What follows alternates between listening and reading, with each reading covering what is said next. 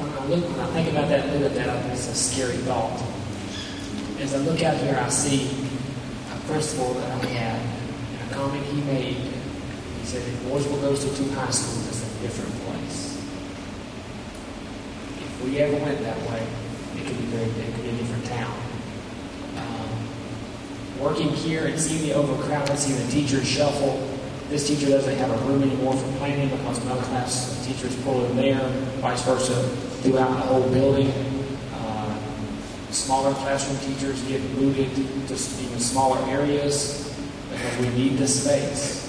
We have so many students, we need the space. How do I see us fixing that? We can build a huge high school, or we build a second high school. And I think there's pros and cons to how that's going to affect the community either way. The money, I think, comes with our projected growth. Some of it's going to be with growth. As the numbers go up, yes, more money will come in. I think a lot of it has to do, as we've already spoken about, corporate help from the community coming in to help us do that. I think that is a very real question.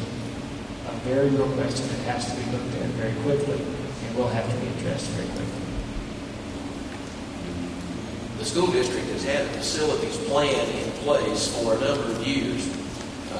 You don't build a school tomorrow. If you started looking for funding today, we wouldn't be in that school in 5 years. So the short-term response to that is something that's already in the facilities plan. We're looking at the building across the street, currently the middle school.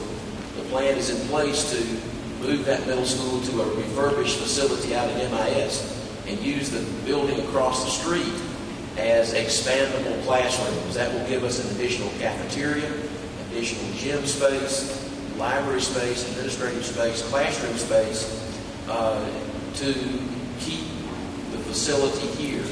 I agree that down the road we're going to have to do larger, and I agree with others that I don't think we can do 2 and keep them equal. So I'd favor doing one big one as long as we supplied it appropriately. Well, Mr. Hyatt took my thunder because that's what I wanted to tell about is that we already have it in the works to move that middle school out to the old MIS when our new school there will open in 2008 for as an intermediate school.